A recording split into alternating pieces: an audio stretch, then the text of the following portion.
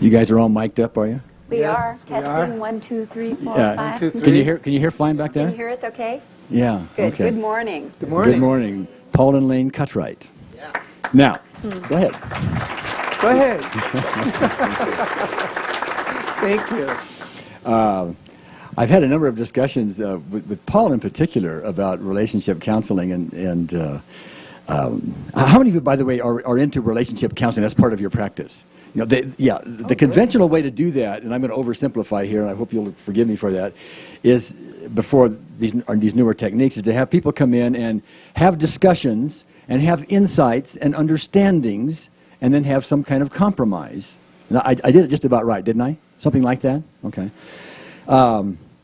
Unfortunately, when we have all these little complaints about one another, these are all tappable issues, but if you're not going to tap on them, they remain issues. And so then you've got to compromise, you've got to use willpower and a bunch of other stuff that tends not to work very well. Fortunately, now we can, and this is what Paul and Lane do, they will take these issues, if you will, and make real headway with them, so that the compromise that eventually has to happen is much less. Did I say it right?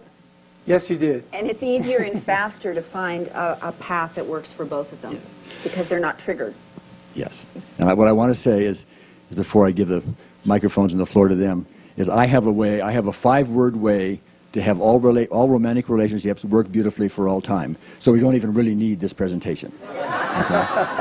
Are you ready for this? You know, write this down. You gotta keep mama happy. Now, ladies, is that true? Okay. Guys, is it true? Oh, yes. Yeah. Here's Paul and Lane. Thank you very much. Thank you, Gary. If mom ain't happy, ain't nobody happy. Paul and I have been relationship educators for 25 years. And as long as we've been romantic partners, we've been creative partners doing relationship education. And we want to share with you a little bit about how we got into this work. We met 25 years ago in San Francisco in a personal development, spiritual growth center near Golden Gate Park. And I was recently separated from my second wife. I was 29 years old, and I had decided that I didn't know how to do relationships, and I probably was never going to know how to do relationships, so I had just pretty much resigned myself to that. Met Lane. We were both working in this center, and we became friends. And then one day something happened. A big something happened. It was really a big something that neither one of us had ever experienced before. And Lane was in the dining room. This was a large 4-story Victorian home. And there was a large oak table, and there were a group of people preparing the calendar mailing for the month. And Lane was there doing the mailing. It was an assembly line kind of thing. And I walked into the room, and our eyes locked, and we were both instantly transported out of time and space. It was almost like a Disney moment. Everything went fuzzy around the edges of our peripheral vision. It was kind of pink. And it was a timeless moment. And then it stopped as suddenly as it began. Everybody else in the room noticed, including her mother. And I went over and sat next to her and said, "Did you notice that? What was that? What was that? What was that?" And so we left the room for a moment to talk about that, and she wanted to make sure I was very clear this didn't mean anything. So don't get excited about this. The thing that was so extraordinary about that moment, it was like instantly experiencing unconditional love with another human being, and a soul recognition that was extremely profound.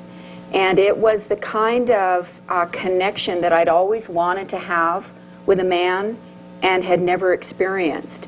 And to experience it just like that for a brief period of time, and then to be dropped back into normal conscious awareness was a catalytic experience for me.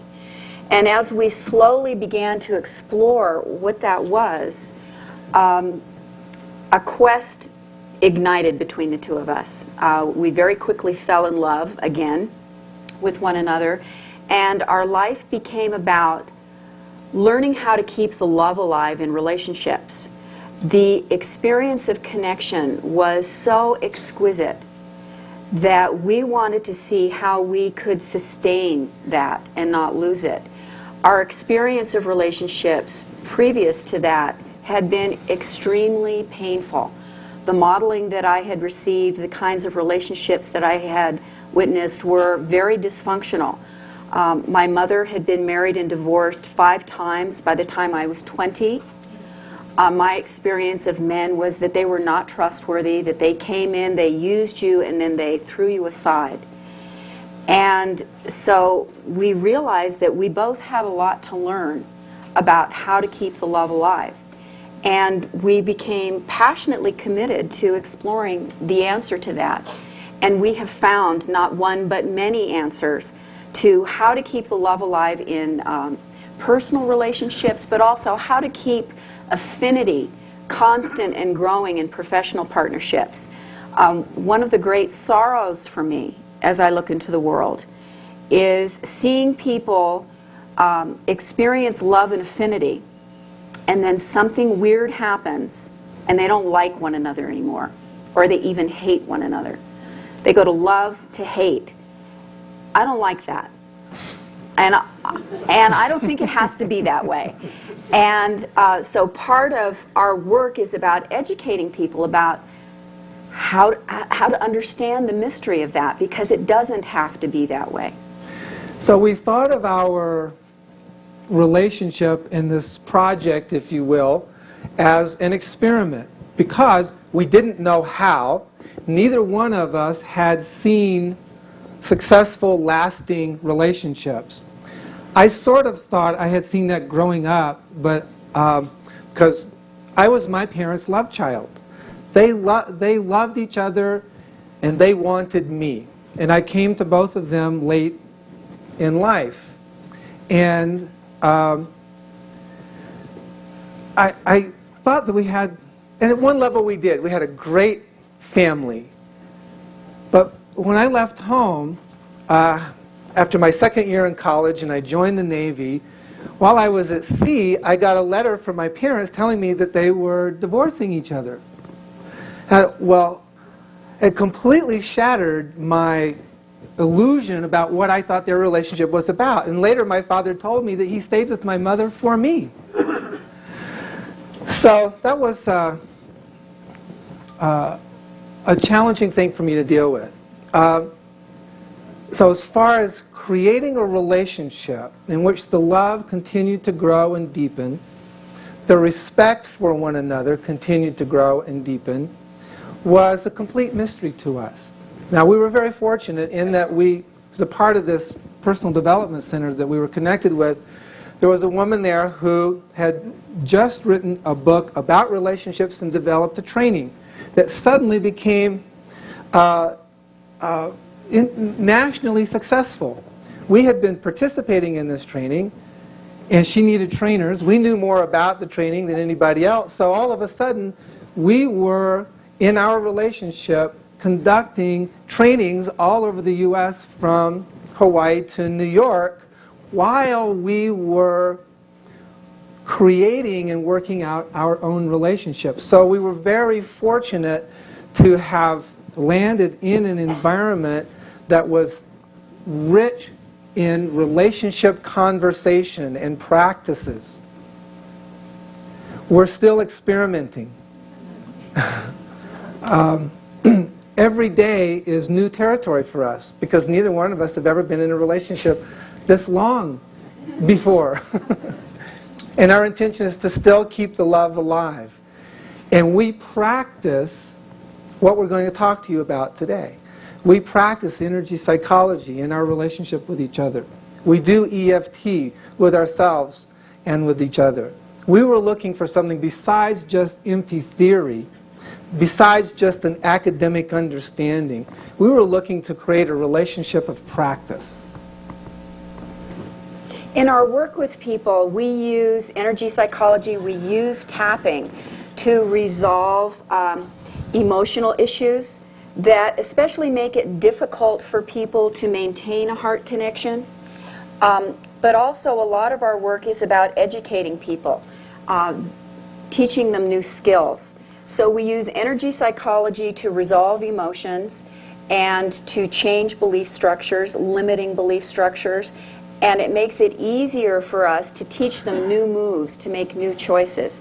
Because many of you recognize already that there are patterns, negative patterns that show up in our relationships over and over and over again, and we get stuck in those patterns. And what we've discovered is it's not enough just to neutralize the emotion that keeps us in those patterns. We have to find a new move to make. We have to make a new choice. So our work is very much about releasing emotions and skill development. One of the distinctions that we have about learning and practice is that there's a difference between knowing about something and knowing something. And it's easy sometimes to listen to someone talk, or even listen to yourself talk about the things that you know about and think that you or they know those things.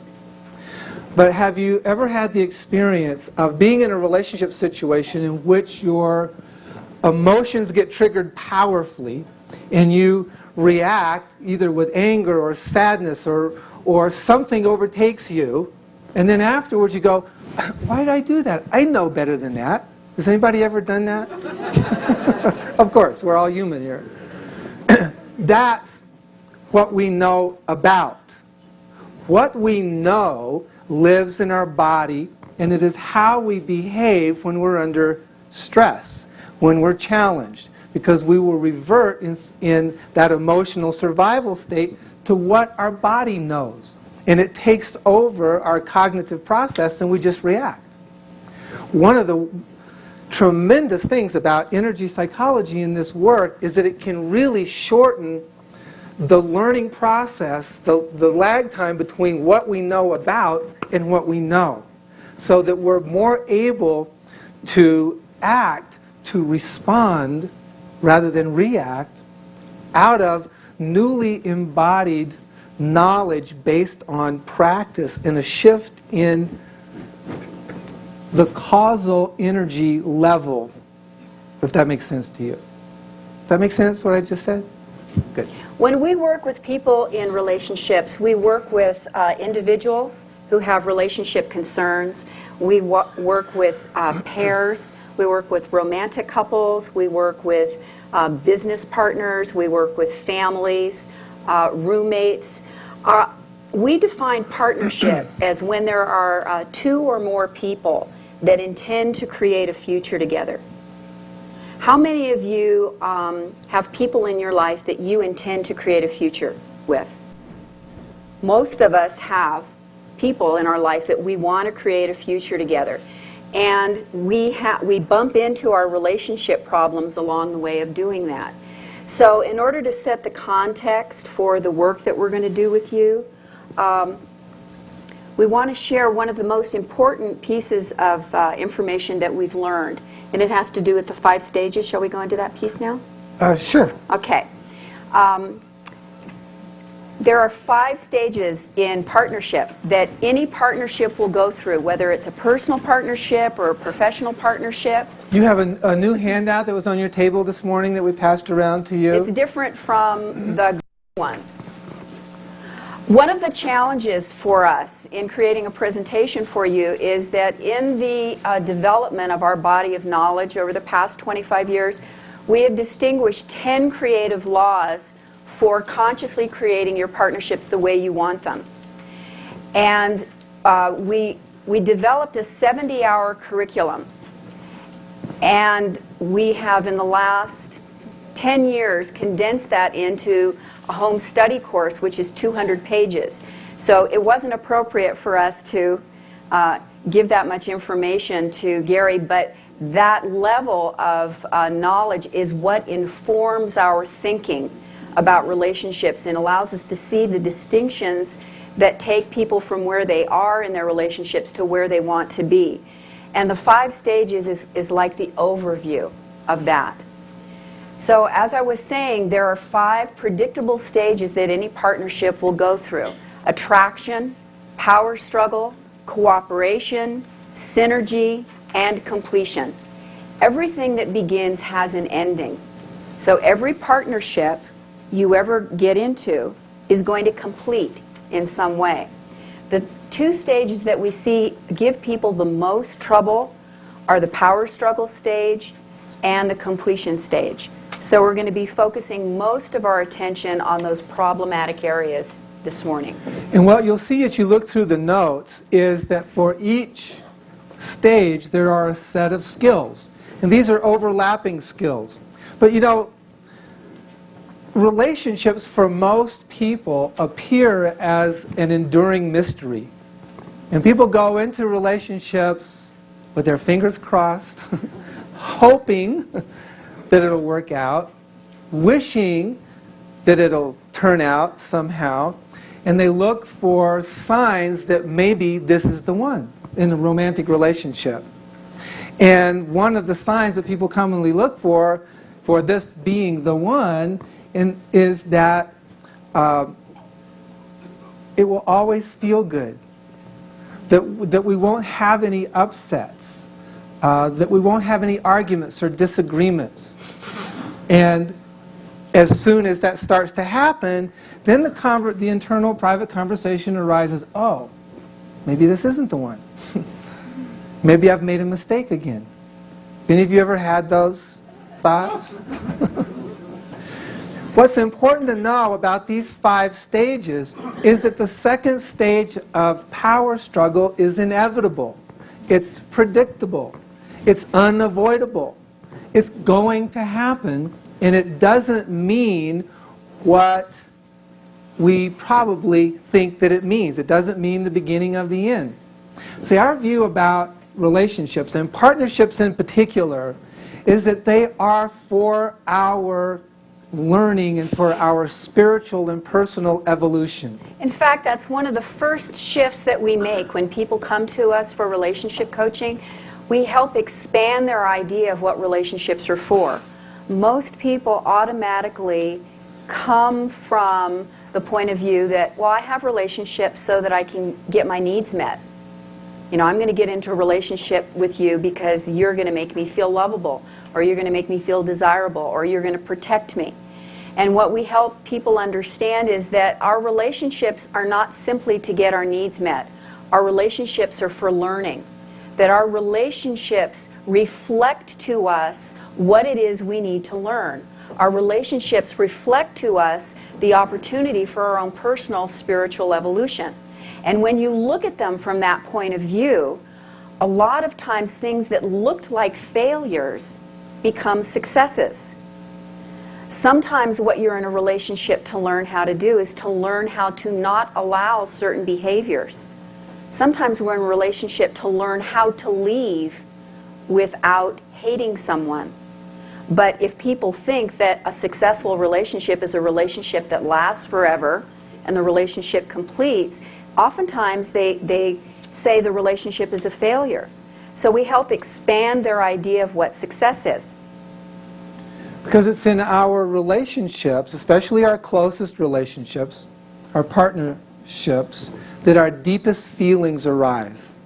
Our deepest feelings of love and connection and affinity and compassion and safety and all of those feelings on the positive end of the spectrum, as well as all of our feelings of anger and betrayal and misunderstanding, sadness and grief and hurt. All of those happen in our relationships with each other. Learning how to fully engage all of ourselves in our relationships, in our partnerships, and to be an invitation for others who are in relationship with us to be the same represents, in our view, one of the most potent spiritual paths available to us. And most of the learning, healing, growing, expanding evolutionary opportunities appear in the power struggle stage, because that's where we're the most challenged. So Hope, luck, and crossed fingers will not get us through the power struggle stage. It requires skill. So typically in our culture, when people are having problems in their relationships, they will tend to think there's something wrong with them, or there's something wrong with their partner, or both of you. And the solution is to go to a therapist or an astrologer or whoever their helper of choice is to get the problem fixed. Our view is not that there is a problem, but that there is knowledge that is unavailable and skills that are not possessed. But that with knowledge and with skill, we can all learn how to navigate the power struggle stages in our partnerships to arrive at a deeper level of cooperation, moving into synergy, and that creates a powerful energy field within the relationship, within the partnership, that radiates out and touches anyone who comes into contact with you. And that, in fact, this issue of power struggle and cooperation in our relationships is the green, growing, evolutionary edge of life on this planet now. Because if, as a species, we don't learn how to do this, we're in big trouble. Globally, in our relationship with nature, in our relationship with other cultures and with other nations, and politically and economically and socially. And all of those world problems can seem so overwhelming. Like, what can I do? Well, there's one place every single one of us can make a difference. And that is in our own personal relationships. Because that's where we live. And our relationships are the fabric of the life that we live. Long story short about the 5 stages, when you meet someone and you're in the attraction stage, you're exploring positive possibilities. Usually people are putting their best foot forward. As the relationship deepens, as there's a deeper level of trust that's required, you're going to invest money, you're going to invest time, you're going to invest emotional energy. Very quickly, you move into the power struggle stage. And the power struggle stage is really about developing trust. Only most people don't recognize that that's what it's about. Because what it looks like is there are upsets. It looks like there are disagreements. It looks like things are getting tense. They didn't used to be tense, but they're tense now. One of the biggest clues that you've entered into power struggle is when you start having judgments. In the attraction stage, you're very enamored of the person, and they're enamored of you. If the relationship progresses, then you start kind of backing up and saying, how is this person going to let me down the way I've been let down before? Are they going to leave me the way I've been left before? Are they going to try and control me if I let my guard down? Are they going to abuse me or say bad things to me? And what happens is our unresolved past jumps in to our current relationship. And we start seeing through unresolved filters. And our triggers start happening. If, for example, my relationship with Paul in the beginning is about me resolving my unresolved relationship with my father who abandoned me. And we've been having a great time in the attraction stage. And I'm starting to feel really in love with him. And we're talking about like moving in together, setting up housekeeping together.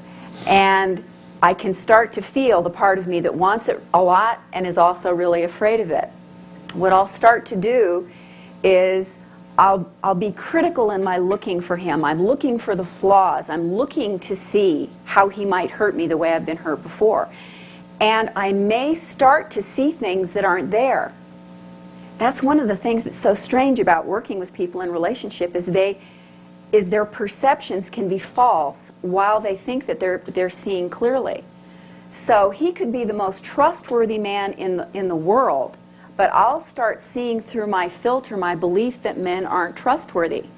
If I start to act like he's not trustworthy, the emotional energy that I send to him is one of defensiveness that is always perceived as attack over there.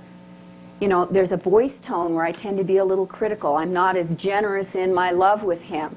So he goes, oh, you know, we've been having a great relationship, and all of a sudden he's wondering, well, what happened with her? You know, she's kind of closed down and weird. You know, and her ears are kind of shooting lasers her eyes are shooting lasers at me every once in a while. What's that about? So then he gets defensive and he closes down.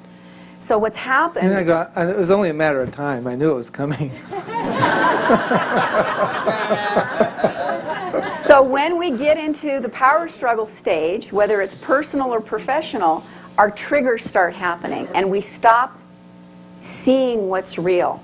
We start believing our hallucinations. So when we work with partnerships, one of the first things we want to do is we want to do trigger work with them. We want to find out what are the things that happen in the relationship that cause you to feel upset, that cause you to feel hurt. And usually by the time people come to us, they have a lot of relationship pain. And if we ask them to make a list of their triggers, they've really got a long one. And what we'll do is we'll use tapping to neutralize whatever that is. You know, it's like if I'd been counting on spending the weekend with him, and he decided that he was really going to have a weekend with the guys and he was going to go fishing. I could experience deep wounding about that, thinking that it was because he wanted to go fishing and being unaware that what it was triggering was my father that abandoned me and was never really there for me, and my thought that he was going to abandon me and this is just the beginning of the end. So I'd start working, somebody would start working with me about my upset about, you know, Paul's going fishing, Paul doesn't want me, Paul's going to leave me. But very quickly, the father issue that it was at the core of it would come up. Then we would tap on the abandonment issue about the father. After that's cleared, okay, I'm much more able to connect with my higher source. The channel to, you know, the telephone line to divine intelligence, there's no static on it. I can get the message, and our soul, if you will, the divine power is always sending us messages about how to create what it is we want to create, how to come from a place of love and wisdom. But when we get emotionally triggered, that telephone line has a lot of static on it, and we can't access that divine wisdom. So when we clear the perturbed emotions, then all of a sudden we're in a more resourceful state and we can go, oh, well maybe because he wanted to go fishing, it doesn't mean that he's going to abandon me like my father. Oh, maybe I don't need to close down my heart. Maybe I don't have to do all of this defensive, protective stuff. Maybe I can just let him enjoy his relationships with men and use this as an opportunity for me to experience my own individuality, which is a very healthy thing to do. But those thoughts, those choices, don't seem available to me as long as I'm triggered, because then I'm in this protective, protect me state. One of the beauties of EFT is that in our experience, all you have to do is begin with what the person presents. I find I've been training people in EFT for a couple of years now, mostly over the telephone. But I find, and maybe those of you who have conducted EFT trainings, or maybe in your own experiences, there is a tendency often to want to make it more complicated than it really is, to look for more than is what's simply being presented. But like what Lane was saying, if you just take what is presented, in this case, that I want to go fishing, and she thinks this means this is the beginning of the end. That's the immediate thing.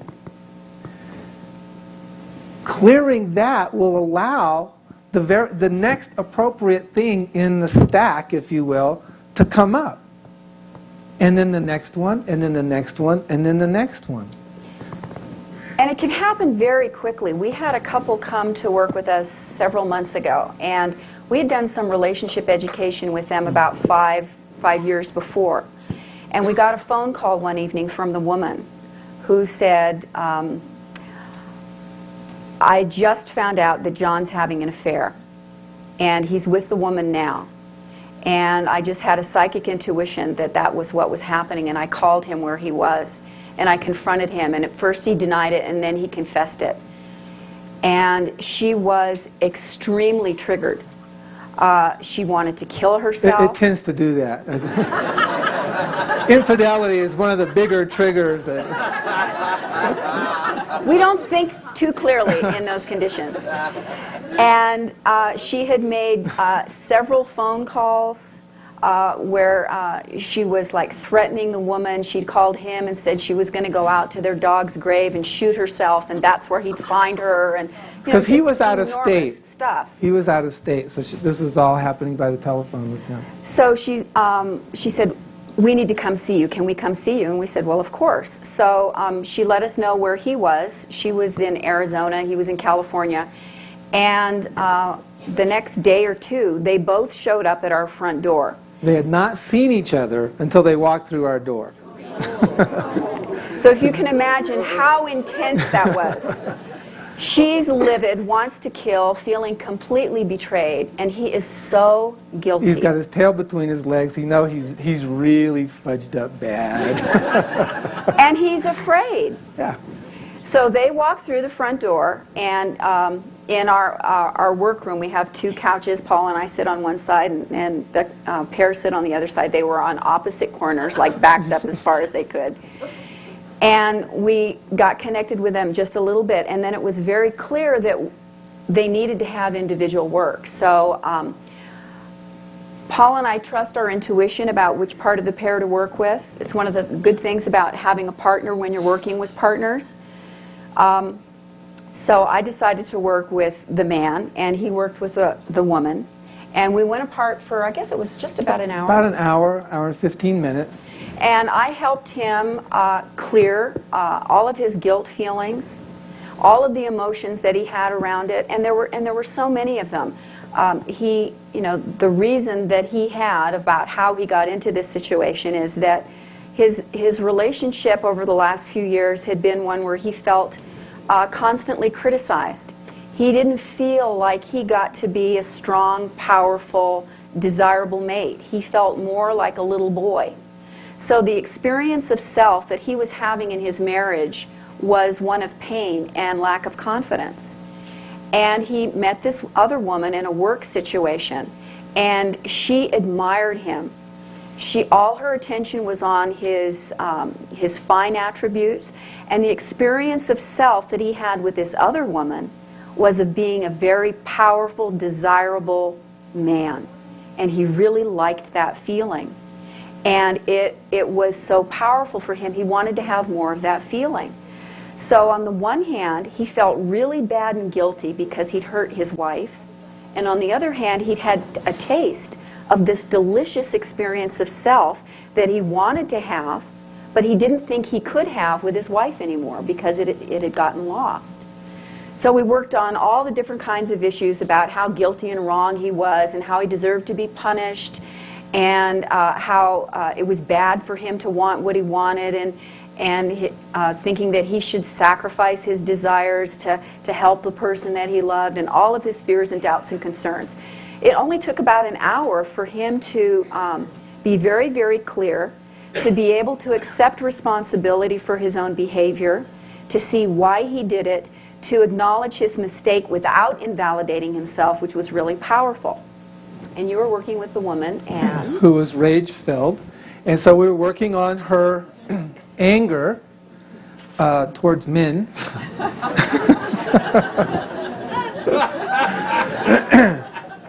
And one of the things that she got to see as we got below the anger is how she was behaving like her mother. And she got to see her part in how critical she had become, like her mother was critical of her father, how nothing that he did was good enough, how she could even see herself doing it, know that she was doing it, know that she shouldn't do it, but couldn't help herself from doing it. And she did it anyway, and knew that she was pushing him away. That's what was underneath her anger. So then she got to her feeling guilty, feeling bad that she had this pattern going on, that she was more like her mother than she thought because she thought she'd resolved this already. no. We've all heard that, right? I had handled this already. Why is this coming back? However, in the course of, and neither of these people knew about EFT, so it was just introducing them to this particular procedure. And in the space of an hour, she too got to a place where she could take responsibility for her part, to stop blaming him, to stop feeling like his victim. So then we brought them back together. This time they spontaneously sat down on the sofa next to each other. Well, actually, there was one piece that happened. They were a little bit closer. But then there's another thing that we do with pairs when the issue is the same, the way we use tapping. If the issue is the same, a very powerful application of tapping is to have them look at the partner. So we had them tap on their fear of trusting. Okay, so that would be, so if I'm her and he's him, okay, it would look something like, well, we don't have the coach, but it's like, even though I'm afraid to trust you, I completely love and accept myself. But because we're giving them the words, they're saying it at the same time. Okay, so they're saying, as they look at one another, the very same thing. Even though I'm afraid of trusting you, I completely love and accept myself. Even though I want to trust you, but I think that would be really stupid, I love and accept myself. Even though I know there's a part of me that may want to hurt you, I love and accept myself. And we go through all those issues, and then they would tap on afraid to trust you, afraid to trust you, afraid to trust you. And then when we feel the energy is like really smoothed out, and it was after that that they were like cuddled up. They were holding hands. They were holding hands. This is like an hour and a half max from when they walked through the door. I call that a miracle. So then we got to have a conversation with them in the last half hour. When we do work with partners when it's 2-on-2, it's a minimum of an hour and a half, usually 2 hours, because an hour just isn't enough. You just get started. So the last half hour, we were with them for 2 hours. The last half hour was about, do they want to proceed with the relationship? Is it worth pursuing? Has this been so damaging that they want to abandon the relationship? Or do they want to use it for their own spiritual development? Because there will be more feelings that come up. This isn't the end of it. But you have something to work with, and you have an opportunity to make some new promises and commitments to one another to go from here. And use this experience to deepen your relationship with yourself, your relationship with spirit, your relationship with each other, and to recreate your marriage. And maybe you need to make some new agreements now. And they decided that that's what they wanted to do. So they left holding hands, feeling like there was hope for their relationship. And then we did phone work with them over the next couple of months to help them through the rough spots that arose afterwards. But the biggest thing that tapping can do is it shifts the energy dynamic. If the pairs are triggered, okay, there's an adversarial energy. I can't trust you, I need to protect myself from you. There's an energy like this. Once you release the triggers, then it's more like the problem is not there and not here. It's this other thing.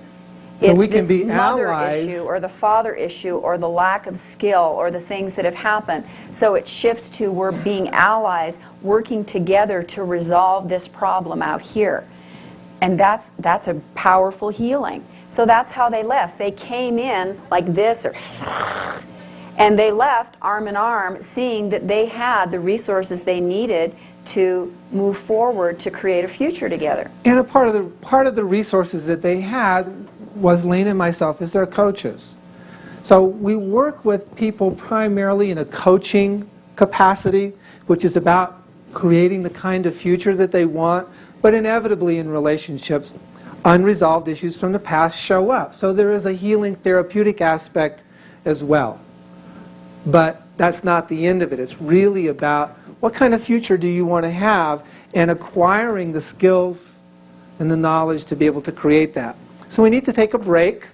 When we come back, what we would like to do is be a resource for you and be alive to what is wanted and needed here with you. So we can take questions from you. We can have dialogue with you. We have more stories to tell about our clients, more things that we can do, but we also want to be alive to what's wanted and needed by you, and possibly even some demonstrations.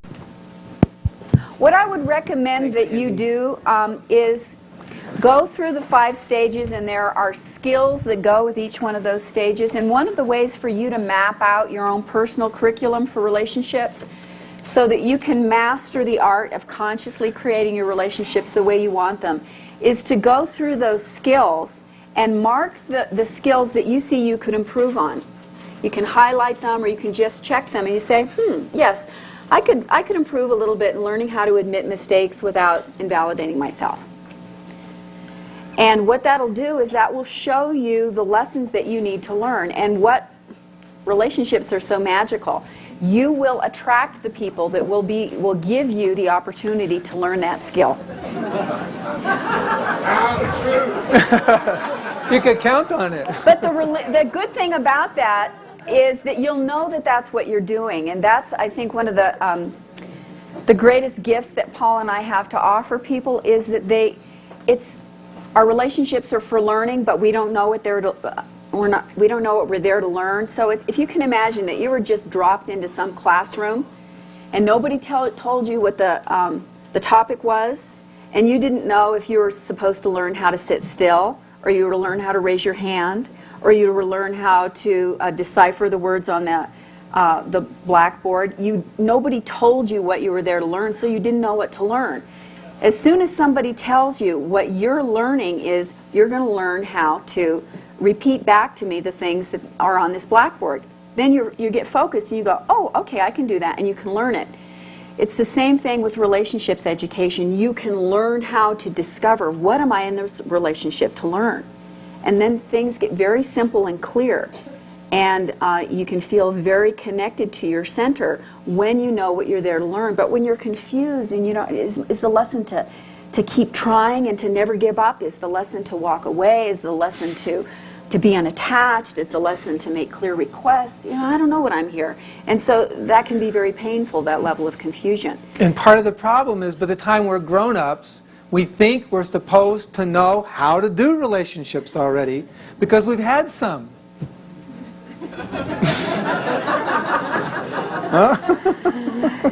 What we'd like to do now is take questions. So if any of you have your own personal relationship issues that you want ideas on, if you want to ask questions about how to work with relationships in your own practice, whatever, come on up.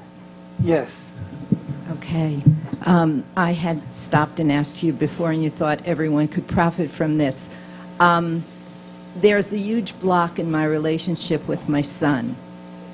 He's an adult. Can you get closer to the mic? He's an adult, and he lives in another state, and we periodically go through our annual review where I can't stand it anymore, and it's time that we have to address whatever's going on. This is not a need for him right now. He's stuck with some angry feelings. I have done my tapping. I have worked on forgiving myself for not being the mother he wanted me to be.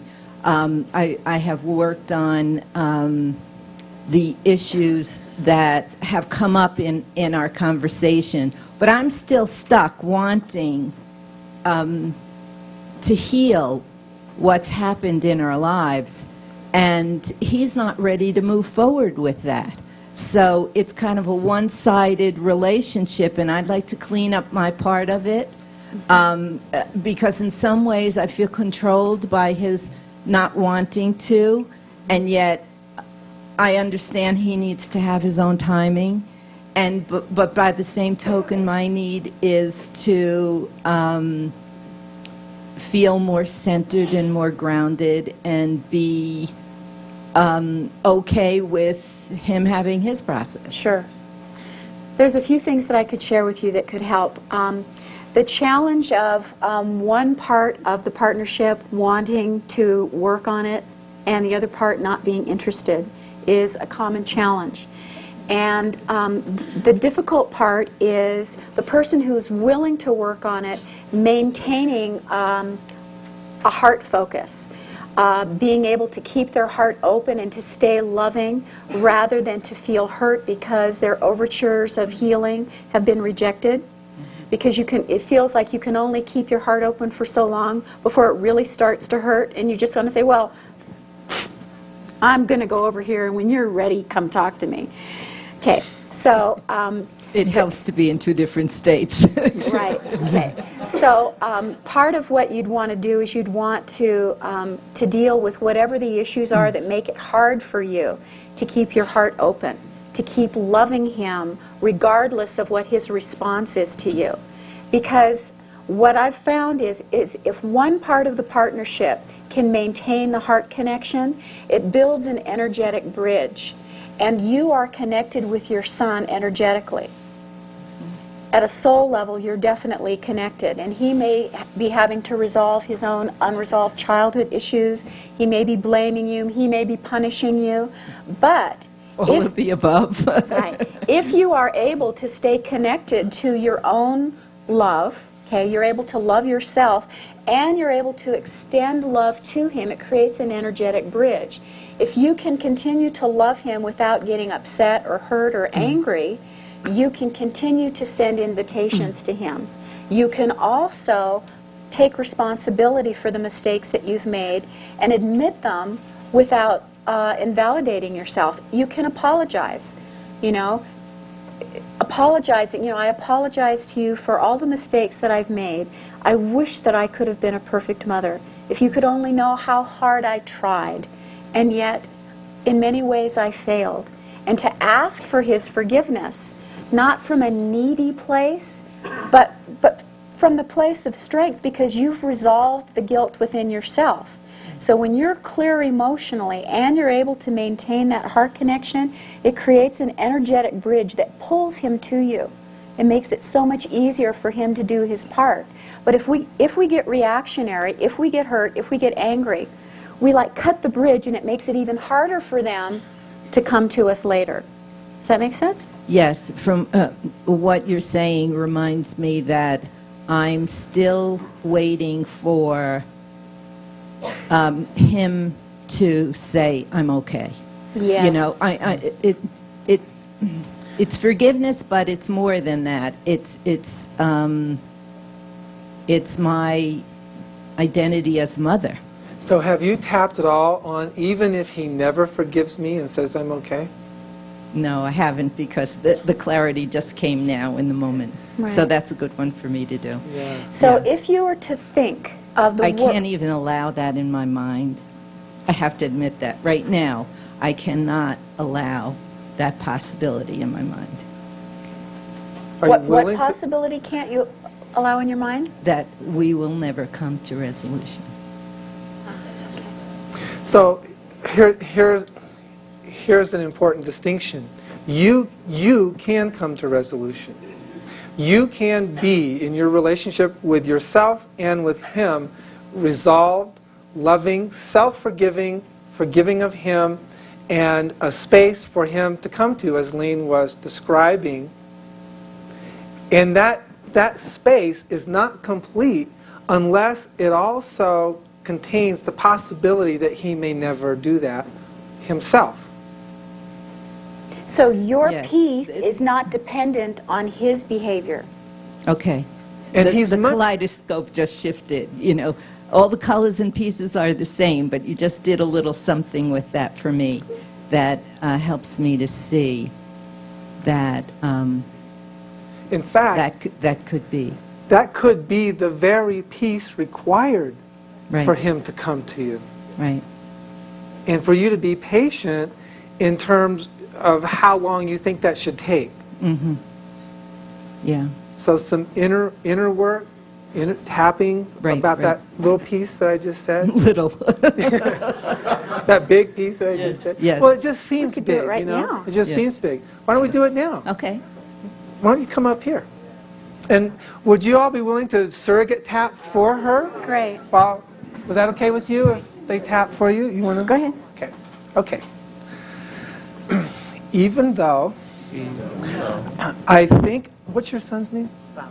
Even though I think I need Bob to forgive me. And I'm afraid he never will. I deeply and profoundly love and accept myself. Even if Bob never resolves this with me. I can still love myself. And I'm willing to love myself. Because I know that I'm a lovable person. And I'm a mother who did the best that she could. Even if Bob never forgives me and resolves this.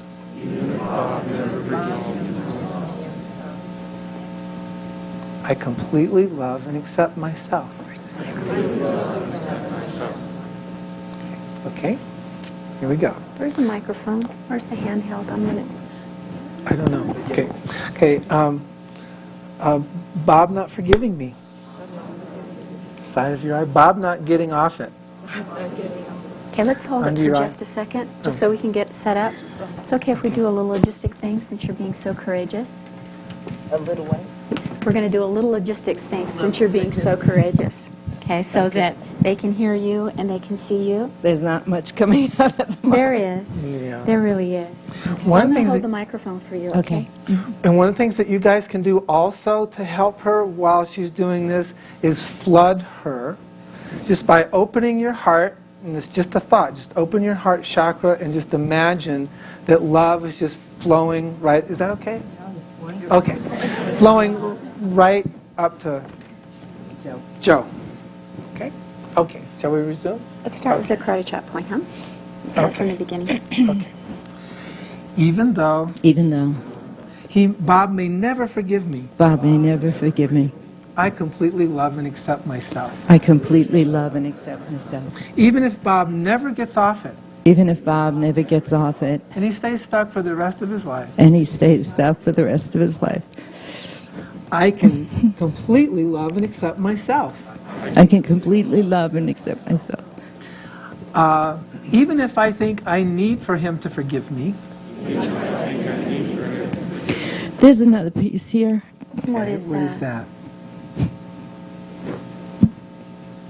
Take a deep breath.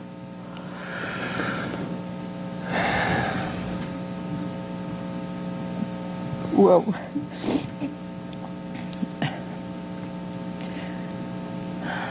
What's the other piece? I had three children. My second child died at 6 months.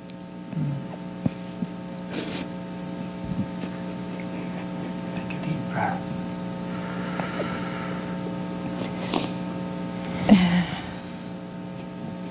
And I was resolved to have the third child as a way of absolving myself from the responsibility of Mickey's death. Is Bob your third child? Yes. Yes. So it was, And I saw Bob as a gift and a confirmation.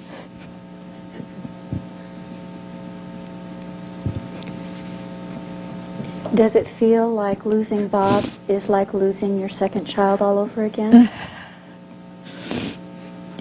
It's that, and it negates me as a human being and in my identity as a mother. do you think it's possible to shift that at all? I want to. Do you? Do you want to do it now? I'll be a basket case if I don't. Well, you're already a baby. Yes, that's right. Is it okay with you guys if she does this now? Is it all right if I tap for you? I guess just saying that publicly made it possible for me to break through this. So let's try. Okay. I'm going to attach my microphone to her because this is getting a little awkward for. So can you see? Can you take this off Yes. and put that on her? Yes. Whoa, I had no idea this was going this way. I know. Life is full of surprises. Okay. Talk about lessons. Okay. Sometimes I find, and maybe you found this also, that it's more powerful to tap for the person so they can stay focused on the issues themselves. Okay, so that's what I'm going to do. Even though I judge myself I judge myself for Nikki's death, for Mickey's death. I completely love and accept myself. I completely love and accept myself. And I'm willing and ready to forgive myself right now. And I'm willing and ready to forgive myself right now. Even though I think it means something about me that Mickey died. Even though I think it means something about me that Mickey died. And the situation with Bob is bringing all these old feelings up. And the situation with Bob is bringing all these feelings up. I completely love and accept myself. I completely love and accept myself. And I forgive myself. And I forgive myself. Even though a part of me thinks I must have done something wrong. Even though a part of me thinks I must have done something wrong. I'm ready to see that I didn't. I'm ready to see that I didn't. I did the best I could. I did the best I could. What happened, happened. What happened, happened. It's not my fault. It's not my fault. Because I really love and accept myself. I don't believe that it's not my fault. I know. Because Mickey died of a congenital birth defect as a result of having rubella, and I contracted rubella during the first month of gestation. And I knew the child I was caring for had rubella, and I knew that it could be possible because of the choices I made that I could become pregnant at any time. Even though I blame myself. Even though I blame myself. And I do think it's my fault. And I do think it's my fault. No, I mean, I really think it's my fault. Can you say that? No, I really think it's my fault. I'm willing to see that it might not be. I'm willing to see that it might not be. And even if it was. And even if it was. I deserve to be forgiven. I deserve to be forgiven. And I deserve to let go of this. And I deserve to let go of this. I deserve to be whole. I deserve to be whole. I deserve to love myself. I deserve to love myself. I'm willing to do that. I'm willing to do that. Because I love myself. Because I love myself. And the faster I can forgive myself, The faster I can forgive myself, the faster my other son can forgive me. the faster my other son can forgive me. And so when I forgive myself, And so when I forgive myself, I give my son a gift. I give my son a gift. I want to give my son a gift right away I want to give my son a gift right away by forgiving myself completely by forgiving myself completely for any way that I've ever failed my sons. for any way that I've ever failed my sons. Okay. All these bad feelings. All these bad feelings. It was my fault. It was my fault. It was my fault. It was my fault. I feel so bad that it was my fault. I feel so bad it was my fault. It was my fault. It was my fault. It was my fault. It was my fault. Actually, I have to say, I believe that I'm sharing a soul journey with both my sons, and that I participated in their journey, and that on a soul level I agreed to all that happened, but I just don't know how to. That it's like the knowing and knowing about and the knowing. Yes. That's what I have to connect. Yes. The knowing about and the knowing. You're doing it right now. Okay. All this guilt. All this guilt. Yes. All this guilt. All this guilt. Don't know if I can connect the knowing and the knowing about. Don't know if I can connect the knowing and the knowing about. Feeling bad about Mickey. Feeling bad about Mickey. Feeling bad about Bob. Feeling bad about Bob. Feeling bad about the whole thing. Feeling bad about the whole thing.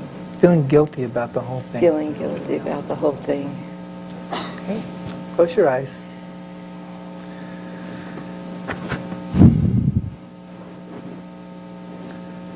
When you think about this situation with Bob and Mickey and this whole situation that you've been describing, How does it feel right now?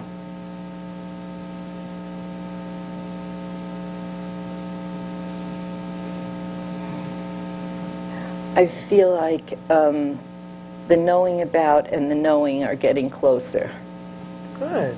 but I don't quite see them together yet. Okay, you want to get them together? Yes. Just a little bit more? Is that okay?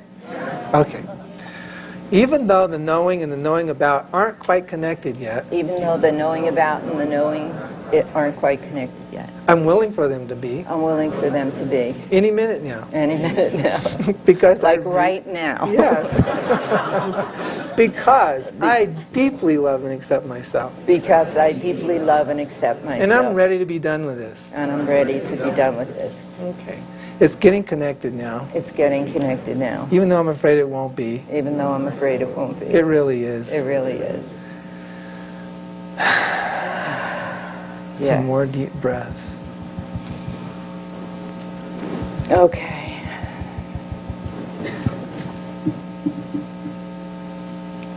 Wow. Thank you all. Yes.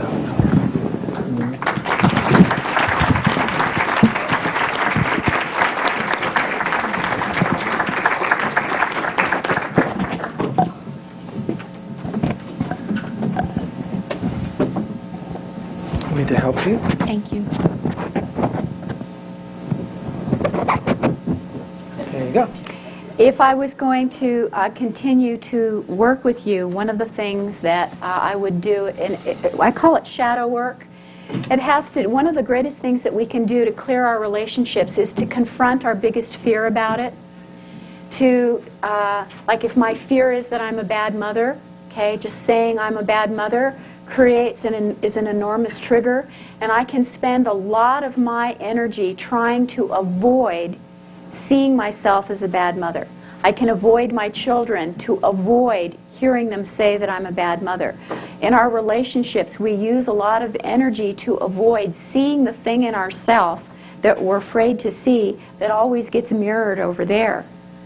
So when you're working with people in their relationships, one of the things that you can do is have them do an exercise and have them think, what would be the worst thing that they could hear said about them if they were at a cocktail party and they were to overhear a conversation? Or if they were to wake up and there was a newspaper article written about them on the front page, and it were to say, so-and-so is a blank, blank, blank. What you have figured out there is their worst fears in their relationships, that they will appear insecure, that they will be needy, that they're an uncaring, selfish, bad person. Then what you can do is, even though I'm afraid that I am a selfish, self-centered person, I completely love and accept myself.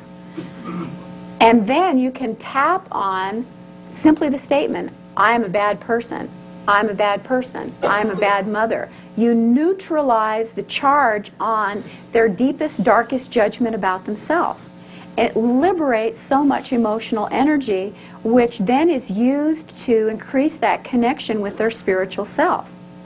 So that then their relationships are not about reflecting to them the thing that they are afraid to see about themselves that separates them from a conscious knowing themselves as a spiritual being. Does that make sense? Yes. More questions? Yes.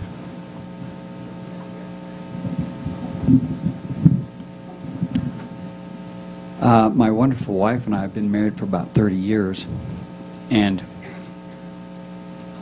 we're getting ready to embark on a new career and go into business. He's a little Hold the mic closer. real close. And go into business together. Okay. And we haven't actually done that, but the things that each one of us do are so complementary that there may be a point where we find something, some way that it will fit where we both work together in some circumstances. And we just want to make sure that we don't, in a business relationship, doesn't muddy the waters in the other areas of our life. So. Great. Good thinking. Very good. Yeah, and a good and- question. And Because it will. Yeah, and I'll let my wife maybe add on some of her concerns too, okay? Well, one thing I can share with you right away, and then your wife can share, is that even in a good relationship where you've gone through attraction and power struggle and you've maintained cooperation and synergy, whenever you deepen the level of commitment in a relationship, you temporarily go back to power struggle, always, because there's a deeper level of trust. It's predictable. You can count on it. Sometimes the power struggle is just a conversation that we have with ourselves in our own mind, and sometimes it's acted out. But the key is to ask the question, what do I need to trust you more in this situation? What do I need to experience trust in this situation?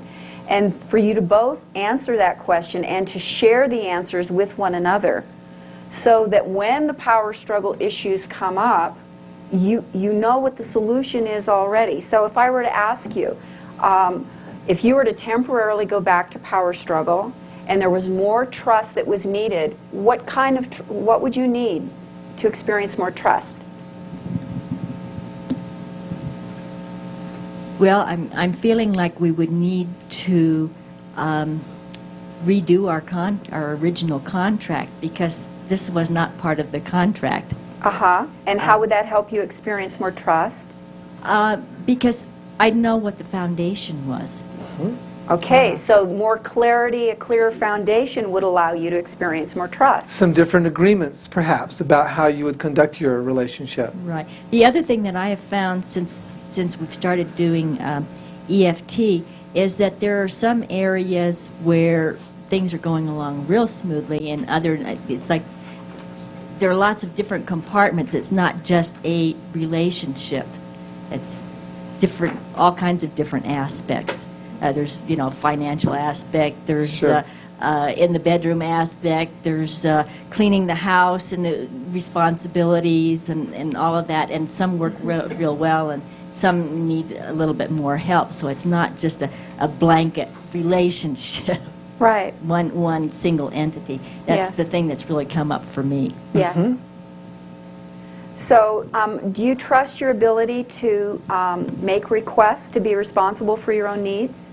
It's getting a lot better now. I've had to resolve a whole lot of dad issues, and Okay. as a matter of fact, my father came out to stay with us for about 2 months, a little over a year ago, and it was not really of my choosing. He sold his house after 50 years and was waiting to go somewhere else for the perfect time to go there. And this is when I was working on all the dad stuff, of course. Of course. Right. They always show up at the Getting perfect everything time. with real spades. And I would start getting angry at my husband. And then I would start realizing, well, it's not my husband I'm angry at all. It's something that happened way in the past that I haven't resolved. And of course, I had, both of them there right at the same time. So it was a real challenge to get through. And hopefully other people can do it where they're a little bit more separated. I really appreciate it. What was your name, Joe? Where your son is in another state. Once my dad left, it was much, much, much easier. So one of the ways that we might use tapping in a situation like this is you would look at your partner and you would say, even though sometimes I'm afraid that you don't know what my needs are, I completely love and accept myself. Even though sometimes I'm afraid to ask you for what exactly I want, I love and accept myself. And then to do tapping on the biggest fears, fear that you'll take advantage of me, fear that your needs are going to be more important than mine, fear that I'm going to have to get sick before my needs become important enough. And you look at him while you're tapping. That's the part that we haven't done, the face-to-face, so. I think you'll find it to be really powerful and to really accelerate the process that you're in. And sometimes when, it's really great when we're working with pairs who've learned, we've done enough EFT with them that they can tap themselves and they can tap one another. And it is such an incredibly loving gesture. Let's say if your fear is real and it's ignited for you, that your needs aren't going to be important enough, if he does the tapping while you're feeling, because it dispels the hallucination that you're not important. I mean, there he is loving you, tapping you. And we've experienced That is a very powerful breakthrough for couples, rather than them tapping themselves or us tapping for them, to have their partner tap for them. But there has to be enough trust in the relationship for that to happen. You can't do that too soon. Right, that's very good. We have noticed a few times where we've tapped on each other that it's just incredibly powerful. Yes. Yeah. Sure. So, well, thank you very much. Thank You're you very for your welcome. question. Thank you. Let's give them a hand.